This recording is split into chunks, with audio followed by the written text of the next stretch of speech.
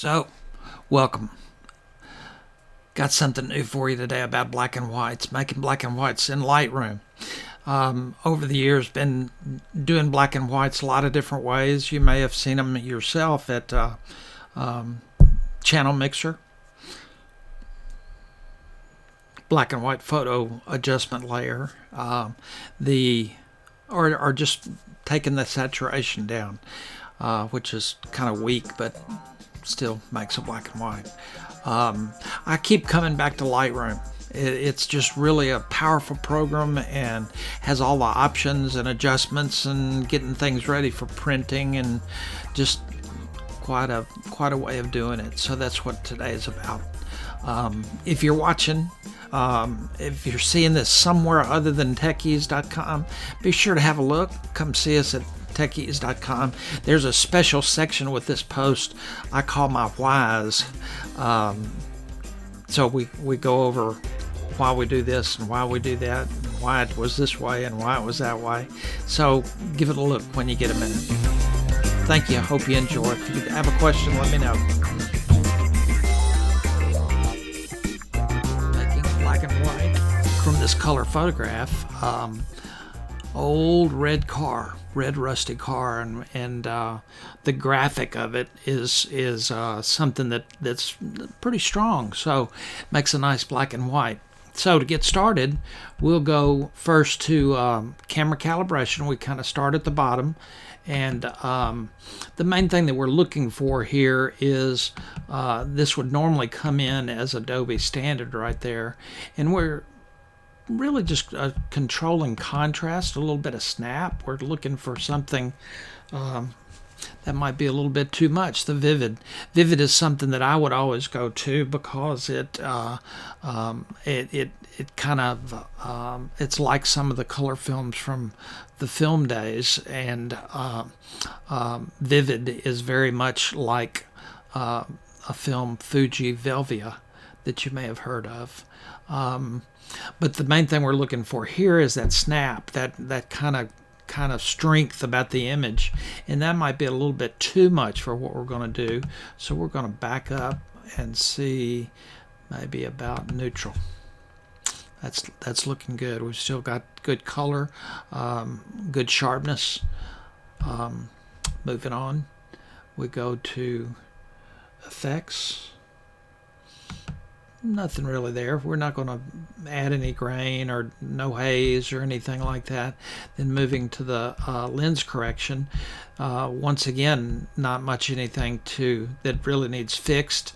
One thing I many times will at least give a look at is this upright, which is great for buildings and architecture, maybe even trees sometimes. But the thing that I noticed in working with this one is that we can hit this level, and it seems to pick up the horizontal line across, almost looks like a mouth, just above the bumper. But what we trade off in that is that this vertical line right here kind of goes the way it doesn't need to go. With it goes from straight to crooked. It's like we straighten one and make one crooked, and that's not really what we're looking to do. So we'll leave that off. In detail, the sharpening is pretty much the way I would start at 25:1 and 25. The masking is the place to make an adjustment, and as I hold down the option key, I can hold down the option key and click the masking, and you'll see at this point that it being solid white, every sharpening is applied everywhere. As I move this, any place that there is black is holding back the sharpness, so we can be somewhat selective. The thing that we want to try to do is kind of minimize any sharpening artifacts in what is a nice smooth area. The main thing that we're looking for is what's right up in, well, I can't be at both places at once. Watch the little lines around some of the chrome. that's the effect that will actually give the illusion of being sharper. So we want to be sure that's there, but beyond that, a lot of this can just be blacked out so that we're not causing any artifacts. So I pretty much just arrived at 80 as a good number for that. So moving on up, we're gonna do some toning, but we'll actually come back to that once we've made this a black and white. Toning, just to clarify, is the place where we can have that little bit of warmth or a little bit of a cool tone to give a little bit of a non-exact black and white. If we leave it alone, we'll have two tones, black and white. If we put a little bit of a tweak here, we might get just a little bit of warmth, or, well, we could make it a shade of red or something if we wanted to, but my preference is going to be just that little hint of warmth that would be very common in quality black and white papers. They were rarely neutral black and white. They had a little bit of warmth or a little bit of coolness, and that was just that extra touch. But we'll come back to this.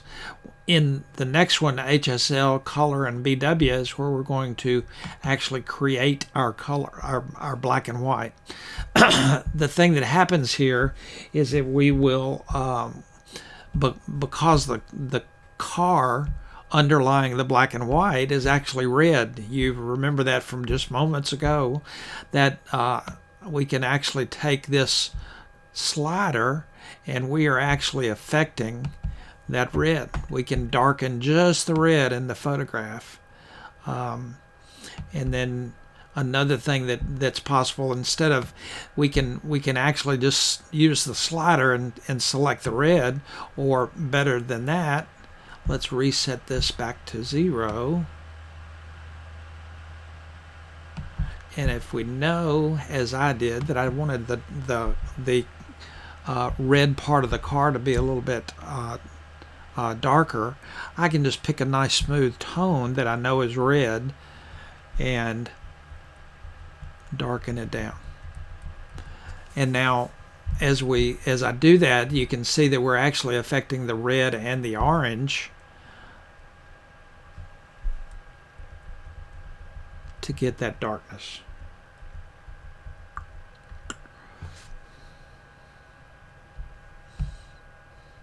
Now, another thing that was important to me, there's an area, and we'll also use this little sampler.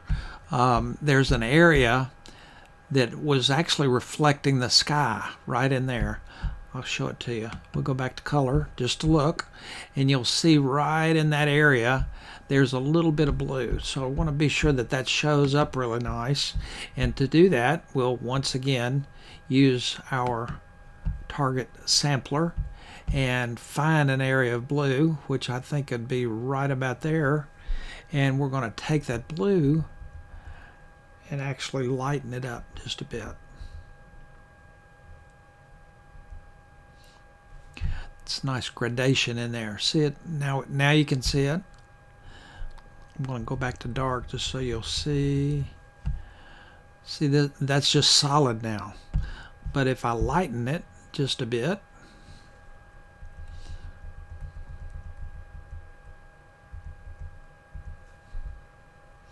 then we've got a little more of a gradation through there, which kind of has a nice depth to it.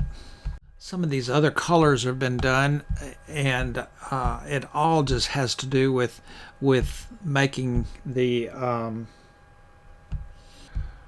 that yellow is darkening that just the top edge of this right here. So we'll turn the target off and just take that yellow down, give it a little bit of darkness across that top.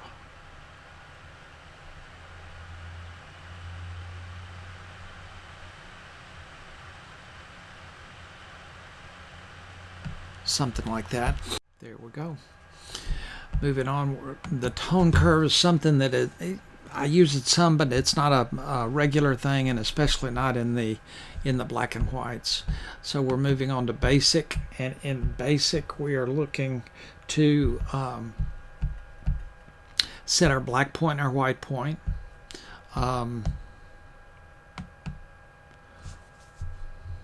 We'll end up about there.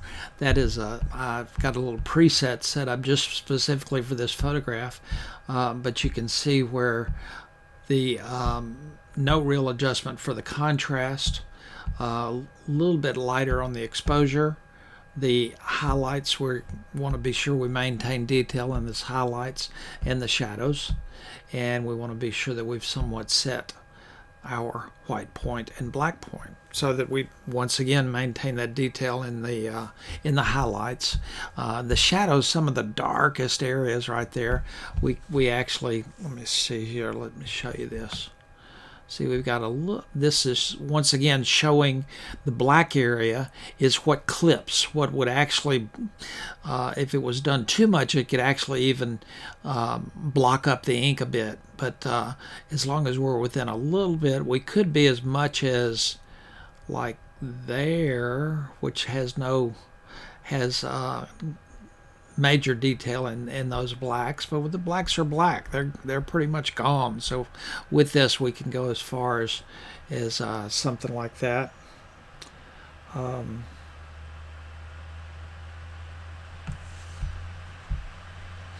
So nice, deep, rich black and white. We've done everything but toning, and we'll go back to that and